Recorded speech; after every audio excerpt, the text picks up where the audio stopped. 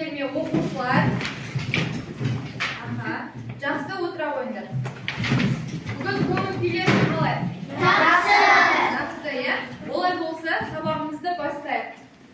Ең алдымен біз сабағымызды бастамас бұрын көңіл-күйімізді көтеріп алайық. Ол үшін барлығымыз орнымыздан тұрамыз. Қазір мына тақпақты оқимыз, және де іс-қимыл көрсетеміз. Бірінші мені тыңдаймыз. Мейірімді жүрекпен деген кезде формен айтып, былай жүректі көрсетеміз. Одан кейін ақ пейілді тілекпен дегенімізде былай жасаймыз. Одан кейін аман жасып алайық дегенімізде былай істейміз. Сосын бір жадырап қалайық дегенімізде шапалақтаймыз. Түсінікті ғой, маған қарап бірге айтамыз ал. Мейірімді жүрекпен, ақ пейілді тілекпен, амандасып алайық, бір жадырап қалайық. Балалар, мына қорапшамызға қарайықшы. Ішінде не бар екен бізде? Бұның ішінде тәттілер, кәмпиттер бар екен, иә? Енді қазір әрқайсылардың жандарына барған кезде осы қорапшадан бір-бір түсті кәмпитті аламыз. Келісіп ба? Ендеше бірінші қатардан бастайық. Алалым.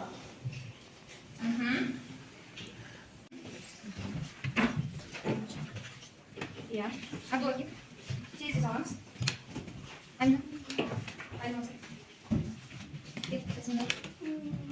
Олай болса, балалар, қызыл түс кәмпит алғандар бірінші топқа отырдық, жасыл түсті кәмпит алған оқушылар екінші топқа, және де сары түсті кәмпит алғандар үшінші топқа отырдық. Шапалақтап қояйық. Бұл жерде шаңырақпен 5 ұяшық берілген сандар жазылып тұр. 10-шы ұяшық, 20-шы, 30-шы, 40-шы, 50-шы ұяшық деп тұр. Қазір қол көтеру арқылы мен бір оқушым таңдаймын, осы ұяшықты ашамыз.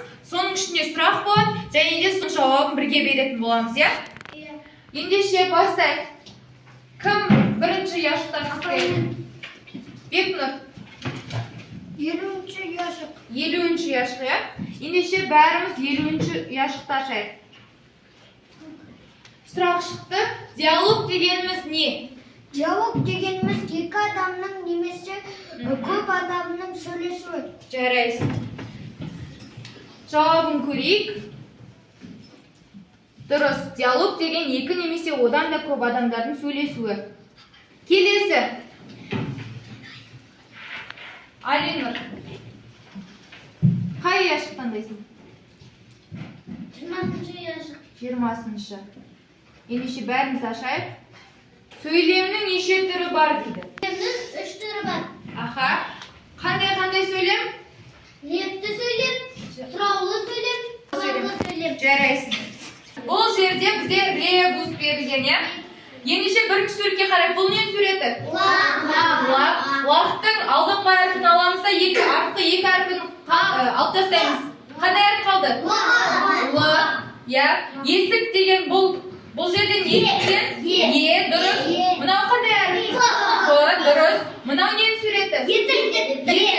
Дұрыс. Етіктің алдындағы бір әрпін, соңғы бір әрпін алып тастасақ, етті деген сөз қалады, иә? Сонда лепті бірінші жолда, екінші мынау суреті.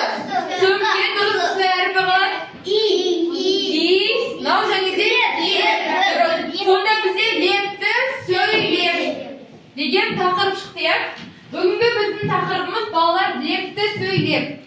Дауыстар ырғағымен оқы, тыныс белгілерін назар аудар. Дұрыс. Ендеше балалар қараймыз, осы екінші жаттығуды барлығымыз дәптерімізді ашамыз. Екінші жаттығу деп жазамыз. Иә, күн реті көркем жазудың астына алдынан бір саусақ тастап, екінші жаттығу және де қандай әдемі гүл деп жазамыз.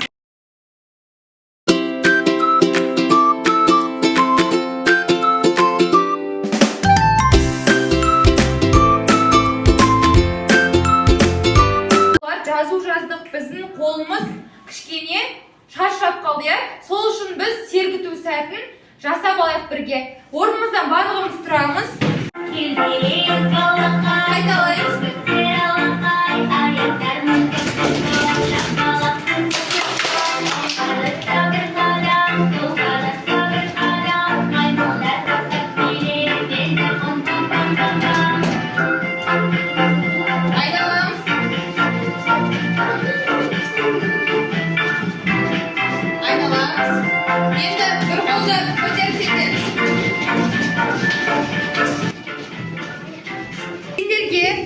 puzzle'ların içinde söylemдер berilген.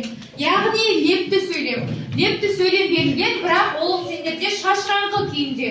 Осыны қазір рет-ретімен дұрыстап сөйлем құрау керексіңдер. Бірінші топқа, екінші топқа, үшінші топқа берем. Топтық жұмыс бұл.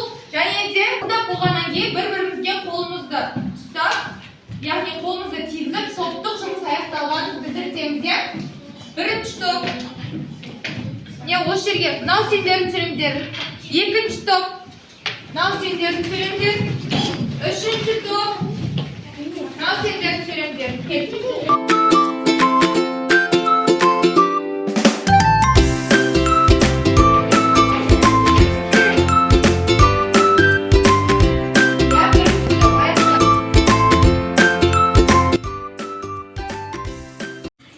Бірінші топтың сөйлемі қандай екен? Барлығы сондай. Біздің топтың сөйлемі неткен тәтті торт.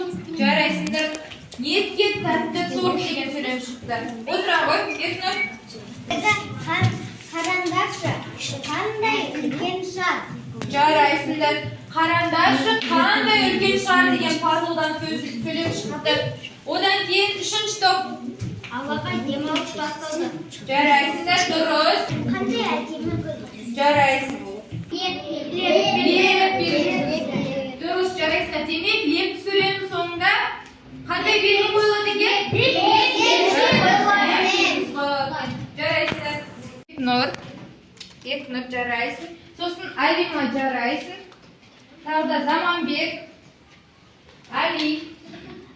Тапсырмаға жауап бергендер осылай бізде бағаланып отырады, иә? Келесі мына қатардан бізде кім жауап берді? Димаш жауап берді. Қайсар жауап берді. Еркінұр екі рет жауап берді, иә? Келесі бізде жұптық жұмыс. Бұл жерде аңдағы көршіңмен бірге, яғни жұбыңмен бірге орындайсыңдар. Бұл жерде сендерге сөйлемнің үш түрі, яғни қандай түрлері бар? Хормен атайықшы. Хабарлы сөйлем, сұраулы сөйлем, және де лепті сөйлем. Дұрыс айтасыңдар. Осы үш сөйлемге мына жерде үш мысал берілген. Яғни жұбын тауып сәйкестендіру керек. Осыны қазір әрбір жұпқа таратып беремін. Мінекей сендерге біреу.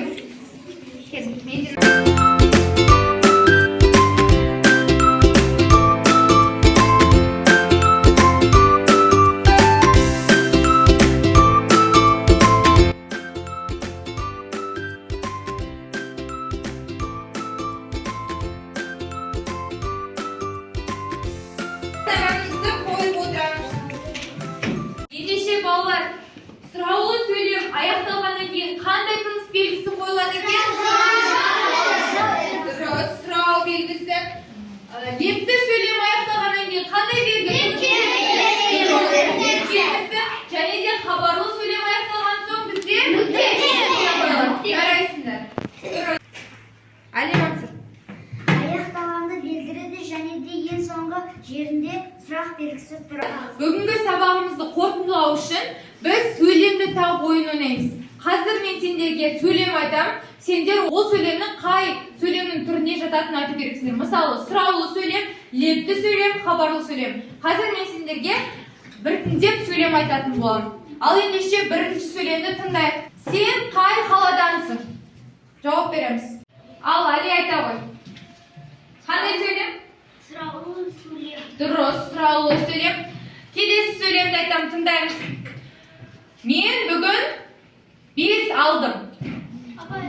Заманбек. Лепті сөйлем. Дұрыс. Мен бүгін 5 алдым деп адамның көңіл күйін білдіріп тұр, иә? Келесі тыңдаймыз. Сенің жасың қаншада? Димаш. Сұраулы сөйлем. Жарайсың. Келесі бізде оның аты Ерке. Қандай сөйлем? Қайсар?